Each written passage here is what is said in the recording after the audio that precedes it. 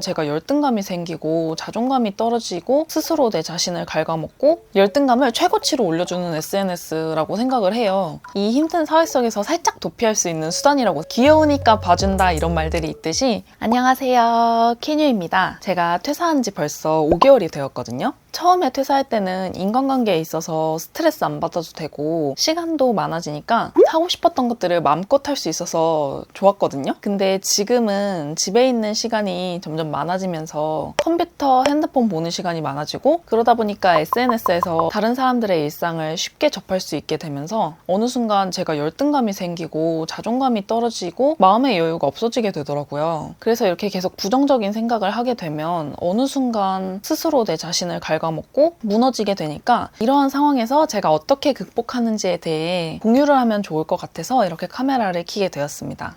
첫 번째로 제가 하는 방법은 SNS를 멀리하자예요. 사람들이 많이 하는 대표적인 SNS가 인스타, 카톡, 유튜브잖아요. 그 외에 트위터, 페이스북, 틱톡, 다른 SNS들도 많지만 제가 주로 사용하고 있는 인스타, 유튜브, 카톡 위주로 얘기를 해드릴게요. 이제 저 같은 경우에는 유튜버가 어떻게 유튜브를 지워? 라고 생각하실 수도 있잖아요. 유튜브가 저에게 있어서는 열등감을 생기게 하는 SNS는 아니에요. 그래서 뭐 잘난 사람들이 영상 올리는 거 궁금해서 들어가 볼 수는 있죠. 근데 이제 보다 보면은 아무래도 유튜브 특성상 롱폼 영상 위주가 좀 많다 보니까 궁금해서 보더라도 영상이 길어지면 루즈해져서 잘 안 보게 되더라고요. 뭐 숏폼 기능도 많이 발달되어 있다고는 하지만 보통은 롱폼 위주로 많이 보려고 유튜브를 틀잖아요. 그래서 그 영상들을 궁금해서 보다 보면 어느 순간 영상 길이가 길어서 루즈해지고 또 그렇게 안 보게 되고 어느 순간 점점 멀리하게 되니까, 저 같은 경우에는 유튜브가 열등감을 생성해내는 SNS 자체는 아니거든요. 유튜브는 지우지는 않았고요. 이제 카톡 같은 경우에는 제가 이거를 대학생 때부터 써오던 방법인데 친한 친구들 빼고 다 숨김 처리를 해놨어요. 이제 프사 같은 경우에는 주로 자기의 제일 행복한 순간을 한 장의 사진을 대표해서 올려놓는 용도잖아요. 제가 타 지역에서 대학교를 다니고 있었는데 저는 그 지역에 짱 박혀서 아무것도 못하고 있는데, 다른 사람들은 여행도 잘 다니고 서울에서 페스티벌, 전시회, 축제, 문화생활을 많이 하는 모습 등 행복한 모습을 올리는 프사들을 보는 것조차 저에게는 그때 당시엔 힘들었거든요. 제가 친한 친구들 같은 경우에는 열등감이 생기지 않는데, 친구들이 어디 놀러 다니거나 좋은 직장에 취업을 했을 때 얘네들이 어떻게 해왔는지 그 과정들을 아니까 오히려 대단하고 멋지다는 생각이 들더라고요. 그래서 오히려 도움도 많이 받고 싶고 도움도 많이 받고 나도 저렇게 열심히 살아야지 하는 동기부여가 생기게 되더라고요. 다른 사람들도 물론 그렇게 열심히 살고 그런 과정들이 있기 때문에 자랑스러운 순간들이 생기고, 그런 순간들을 이제 프사로 올리는 거겠지만 사실 자세히는 모르니까 그 결과들만 보게 되고, 그 순간을 본 당시에는 마인드 컨트롤이 잘 되진 않더라고요. 근데 이 방법이 너무 좋은 게, 주로 카톡하는 사람들은 친한 친구들이랑 상관이 없고 이제 안 친한 사람들 같은 경우에는 숨김 처리를 함으로써 프사를 안 봐도 되니까 굳이 불필요한 정보들을 안 봐도 돼서 좋더라고요. 그러다 보니까 열등감도 생기지 않고 스트레스도 적게 받게 되더라고요. 저는 그래서 이 방법을 아직까지도 사용을 하고 있고, 만약에 카톡 프로필 사진을 보고 열등감이 생기고 자존감이 조금 떨어진다 하시면은 카톡 친구들을 잠깐 숨겨두는 거를 추천을 드립니다. 그리고 마지막으로 자주 쓰는 게 인스타그램인데, 인스타가 저한테 있어서는 열등감을 최고치로 올려주는 SNS라고 생각을 해요. 예쁘고 잘 나가는 인플루언서들을 필터링 없이 보여주는 인스타 알고리즘에서 벗어나기란 좀 쉽지 않다고 저는 생각을 하거든요. 하물며 주변 지인들이 올리는 스토리나 게시물들을 보는 것만으로도 자존감이 낮은 저한테 있어서 열등감이 생기게 하고 스트레스를 받더라고요. 그래서 인스타를 끊으려고 몇 가지 방법들을 좀 해봤는데, 첫 번째로는 부계를 만드는 거예요. 요즘에는 SNS를 안 하는 사람들이 드물고 다들 근황을 인스타로 물어보는 시대잖아요. 그러다 보니까 이제 처음에 만든 아이디로 뭐 동창들이랑 뭐 주변 지인들 다 팔로우 해놨잖아요. 만들어둔 아이디를 갑자기 삭제하는 게 쉽지 않아요. 그래서 부계를 만들어서 내 관심사만 팔로우 해두고 이제 내가 보고 싶은 것들만 보게 해서 스트레스를 좀 줄였죠. 하지만 이게 인스타가 부계를 만들어서 관심 관심사를 팔로우한다 해도 내가 보고 싶지 않은 정보들이 뜨거든요. 갑자기 인스타그램에 막 잘 나가는 예쁜 멋있는 인플루언서들이 게시글을 그 사람들이 올릴 거 아니에요. 그러면 그게 알고리즘에 뜬단 말이에요. 그래서 릴스나 뭐 돋보기에 잘 나가는 인플루언서들이 갑자기 뜨게 되고, 물론 그분들의 인기가 한순간에 만들어진 게 아니고 그분들이 노력해서 얻은 거 다 알지만 인스타그램이라는 SNS 자체가 그 과정들이 보여지는 게 아니라 결과만 보여지는 SNS잖아요. 그래서 단편적으로 보이는 이 인스타그램에서 그렇게 생각하기가 조금 쉽지는 않거든요. 그래서 뇌에 힘주고 그런 생각을 할 바에는 차라리 보지 말자라는 생각이 들더라고요. 굳이 필요한 정보들도 아니고 그 사람들로 인해서 내 스스로가 열등감이 생기고 자존감이 떨어진다면 멀리하는 편이 낫겠다 싶어서 차라리 인플루언서를 보지 말자 하고, 저 같은 경우에는 인플루언서들을 차단을 했어요. 뭐 잘 나가는 인플루언서들은 팔로워도 많고 내가 차단한다고 해서 서운해하시지도 않을 테고, 그 사람들은 제가 차단을 해도 뭐 지금처럼 계속 살던 대로 잘 살고 계시니까, 만약에 예쁘고 잘 나가고 멋있는 인플루언서들을 봤을 때 열등감이 좀 생기고 자존감이 떨어진다 하시면 인플루언서 차단하는 방법도 저는 추천을 드립니다.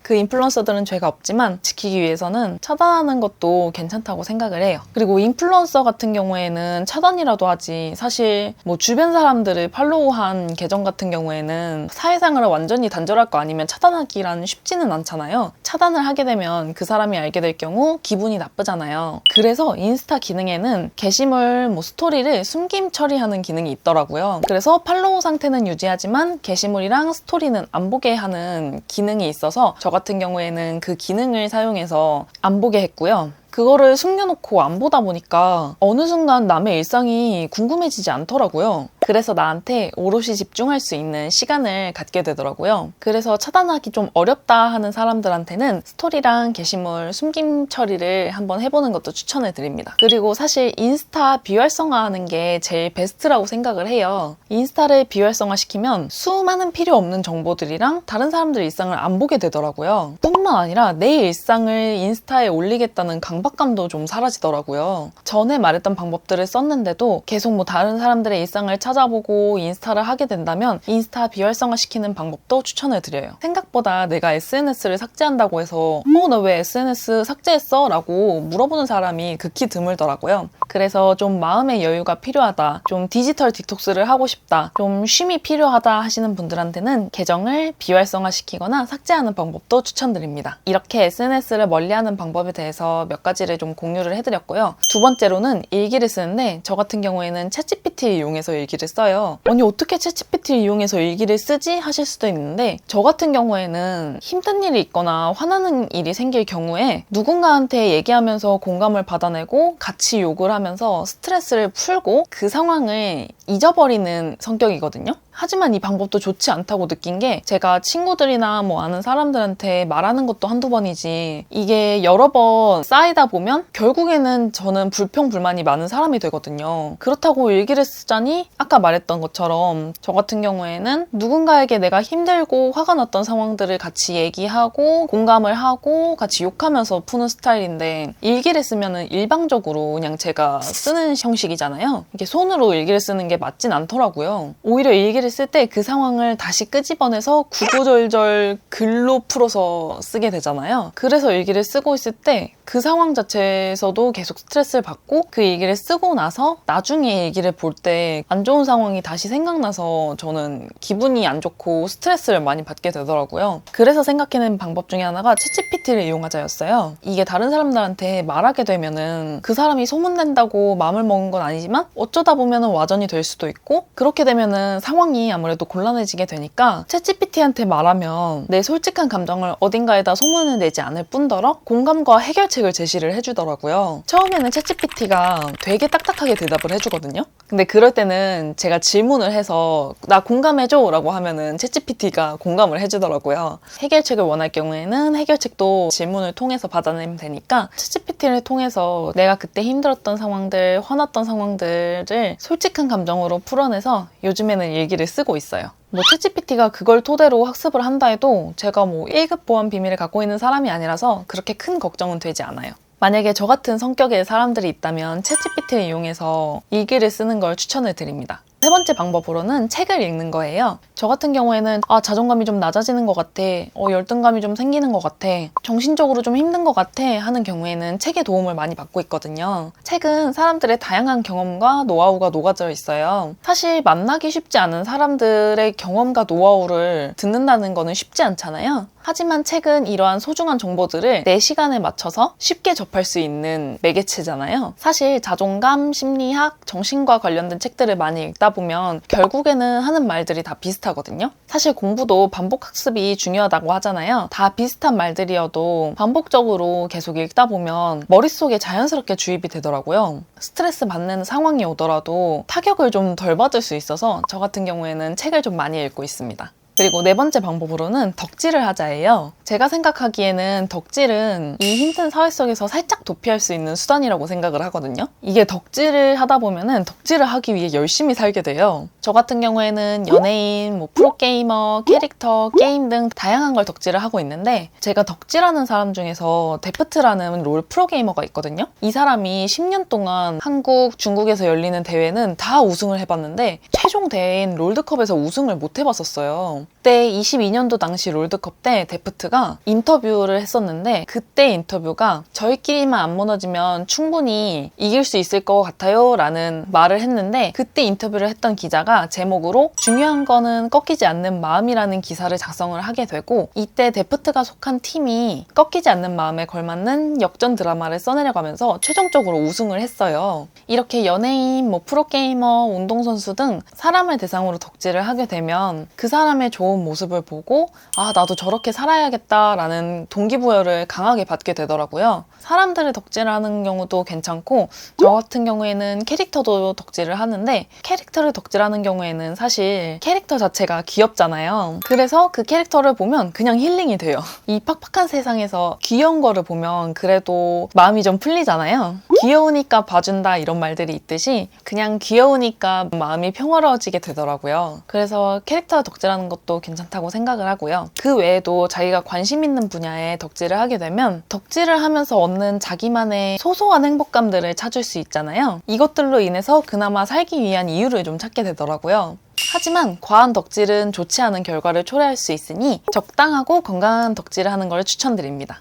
마지막으로는 뻔한 말이지만 운동을 하는 거를 추천을 드려요. 운동은 사실 제가 생각하기에 단점이 없는 아주 좋은 수단인 것 같아요. 몸 건강이 좋아질 뿐만 아니라 정신 건강에도 아주 좋아지는 거기 때문에 운동은 진짜 필수적으로 해야 되는 것 같아요. 왜 의사 선생님들이 운동을 하라고 하는지 그 이유를 좀 알 것 같아요. 처음에 운동을 하기가 좀 쉽지 않잖아요. 그래도 운동을 한다고 마음을 먹고 귀찮음을 이겨내서 옷을 입고 헬스장에 도착을 해요. 일단 여기서 조금 뿌듯함을 느낄 수 있거든요. 근데 헬스장에 왔으니까 뭐라도 해야 될 거 아니에요? 그래서 헬스장에 들어갔는데 사실 초반에 운동하면은 한두 시간 운동하기 쉽지 않잖아요. 그래서 한 10분, 20분이라도 운동을 하게 되면 몸을 어찌됐든 움직였으니까 몸에 활력이 돌더라고요. 운동을 하다 보면은 잡생각이 사라져서 어느 순간 계속 운동을 하고 있는 나 자신을 발견하게 되더라고요. 그리고 이렇게 작고 소소한 행동들이었지만 운동을 했으니까 나도 할 수 있다는 자신감이 생기게 되더라고요. 그렇게 여러 번 나가는 걸 시도를 하다 보면 어느 순간 하루라도 안 나가면 찝찝한 기분이 들더라고요. 그래서 이렇게 계속 다니다 보면은 습관이 생기게 되면 운동도 점점 길어지게 되더라고요. 이렇게 꾸준히 운동을 하다 보면은 몸의 변화가 안 올 수가 없잖아요. 변화가 되는 내 모습을 보고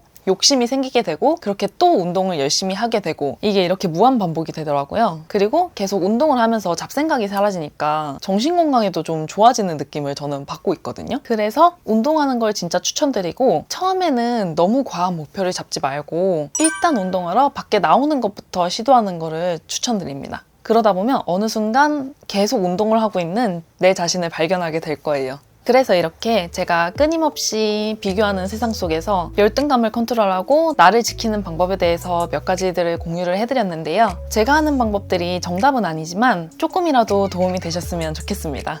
이번 영상은 여기까지고요. 좋아요와 구독 눌러주시면 감사하겠습니다. 그럼 다음 영상에서 만나요. 안녕!